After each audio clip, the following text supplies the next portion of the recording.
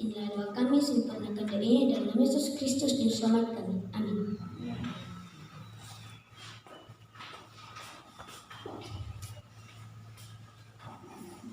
Selamat pagi dan selamat hari Sabat untuk kita semua. Selamat pagi, selamat Sabat.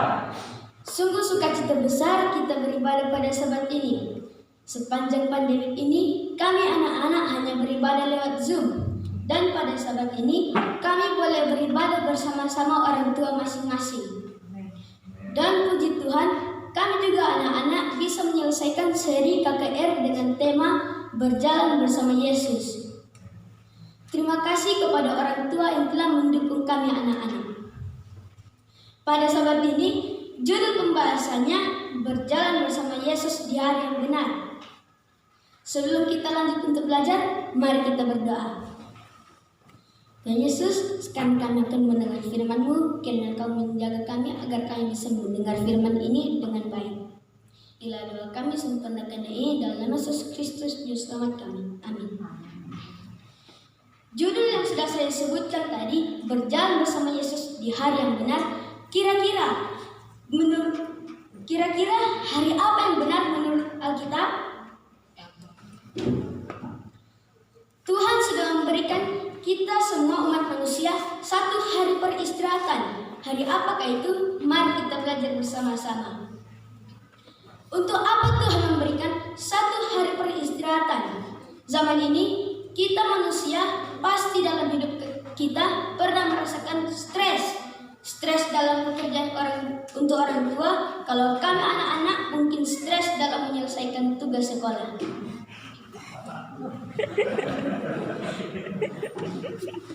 Kehidupan pada saat ini bisa dikatakan semua serba cepat. Ya, contohnya yang makin cepat, makanan, fast food, cepat saji, berkendaraan, persingkat waktu, berkomunikasi, tidak lagi mengantar surat, kehidupan berumah tangga, kematian. Akibatnya stres. Manusia membutuhkan peristirahatan atau rest area. Contohnya, kalau saudara-saudara melakukan perjalanan dari Toraja pergi ke Manado, pasti juga saudara-saudara sekalian mencari tempat penginapan atau rest area. Di dalam kasih-Nya, Allah telah memberikan peristirahatan bagi umat-umatnya yang telah diselamatkannya. Dalam kitab Markus 2 ayat 27 berkata, hari Sabat diadakan untuk manusia, bukan untuk orang Yahudi, bukan untuk orang Advent, untuk semua manusia. Sekarang, siapa yang memberikan atau mengadakan Sabat bagi manusia? Mari kita buka dalam Kejadian 2 ayat 2 dan 3. Ketika Allah pada hari ke-7 telah menyelesaikan pekerjaan yang dibuatnya itu, berhentilah Ia pada hari ke-7 dari segala pekerjaan yang telah dibuatnya itu.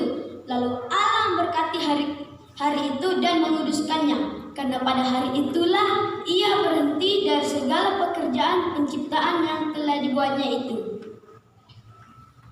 Hari Sabat diadakan atau dijadikan oleh Yesus. Dalam kitab Yohanes 1 ayat 1 sampai 3, Yesus Kristus terlibat dalam penciptaan dan khususnya pada hari Sabat. Ibrani 1 ayat 1 dan 2 mengatakan Allah menciptakan dunia melalui Kristus. Jadi Kristus adalah agen yang aktif yang membuat hari Sabat. Markus 2 ayat 28 berkata, jadi anak manusia adalah juga Tuhan atas hari Sabat. Hari Sabat adalah milik Allah. Hari Sabat dibuat untuk manusia. Akan tetapi hari Sabat adalah milik Allah, bukan milik satu bangsa atau kelompok tertentu. Terdapat dalam Markus 2 ayat 27. Mari kita buka dalam Yesaya 58 ayat 13. Bagian pertama, apabila engkau tidak menginjak-injak hukum Sabat dan tidak melakukan urusanmu pada hari kudusku. Pada hari kudus siapa? Pada hari kudus Tuhan. Mari kita buka dalam Keluaran 31 ayat 13. Katakanlah kepada orang Israel, demi demikian. Akan tetapi hari-hari Sabat harus kamu pelihara. Sebab itulah peringatan antara kamu dan kamu turun-temurun sehingga kamu mengetahui bahwa Akulah Tuhan yang menguruskan kamu. Tuhan berkata, hari-hari Sabatku. Hari-hari Sabat siapa? Hari-hari Sabat Tuhan. Dalam Keluaran 20 ayat 10 berkata, hari ketujuh adalah hari Sabat Tuhan Allahmu. Jadi sangat jelas bukan?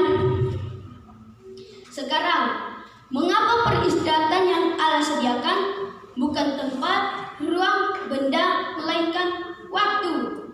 Kenapa waktu?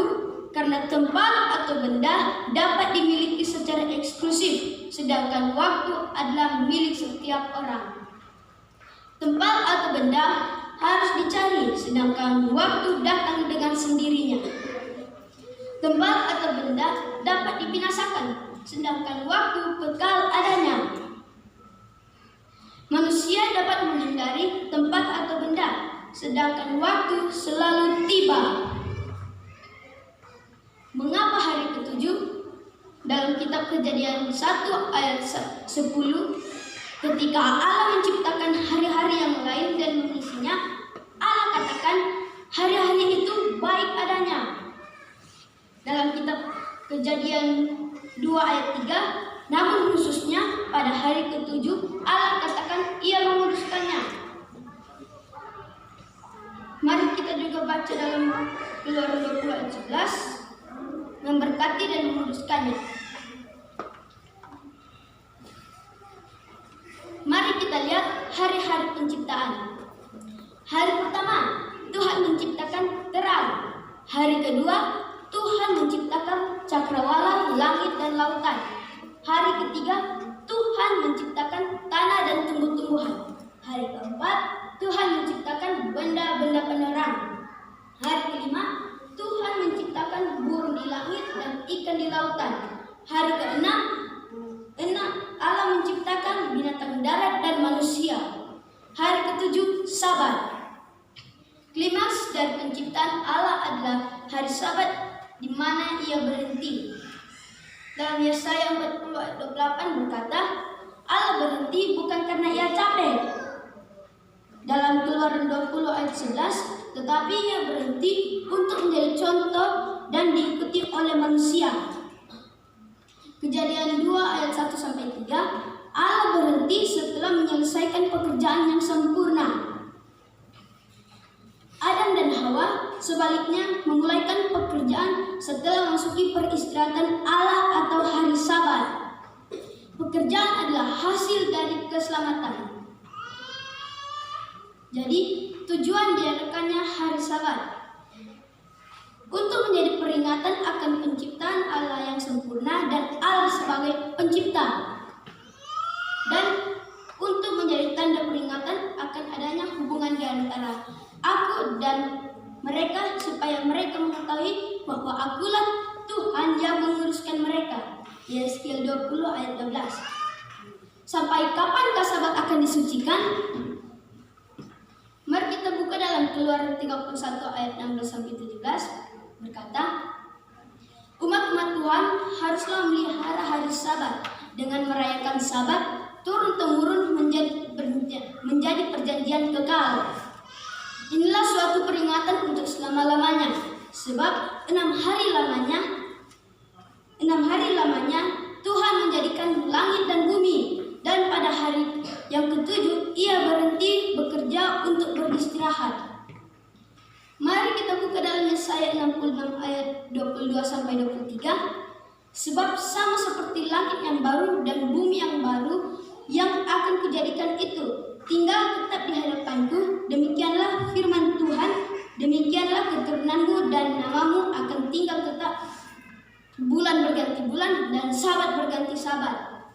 Maka seluruh umat manusia akan datang sujud menyembah di hadapanku, firman Tuhan.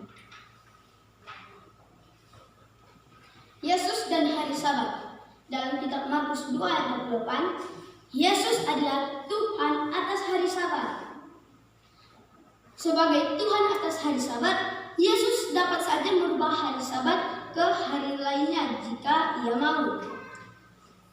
Dalam Lukas 4:16 berkata, namun hal itu tidak Ia lakukan.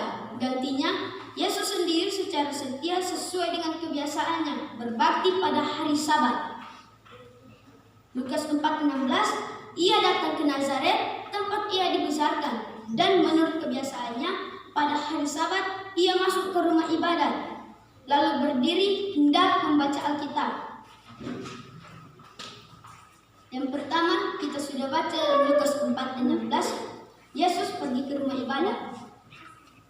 Mari kita baca dalam Matius 12 ayat 12. Karena itu, boleh berbuat baik pada hari Sabat, kata Yesus. Jadi, kita semua boleh berbuat baik. Yesus dan hari Sabat. Keikutsertaan Yesus dalam perbaktian hari Sabat menunjukkan bahwa Ia membenarkan hari Sabat sebagai hari perbaktian. Kristus sangat menaruh perhatian atas kekudusan hari Sabat sehingga Ia berbicara mengenai aniaya yang akan terjadi setelah kenaikannya ke surga yang akan terjadi pada tahun 70 AD. Yesus menasihati murid-muridnya.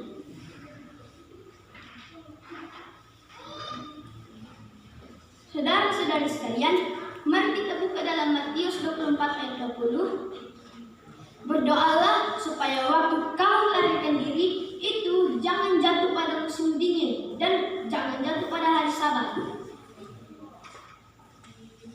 Penciptaan dan penebusan.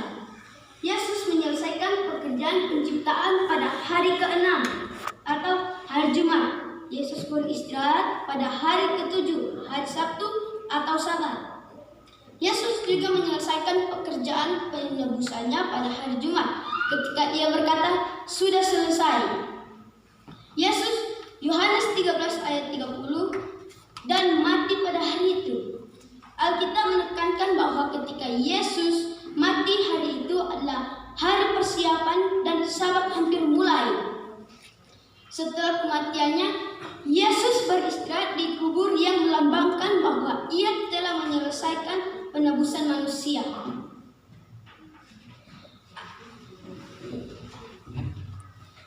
Alkitab juga mencatat bahwa murid-murid Yesus pun menyucikan Sabat, seperti Rasul Paulus dalam kitab Kisah 13 ayat 14 mengatakan, memasuki tempat perbaktian pada hari Sabat dan mengkhotbahkan Kristus.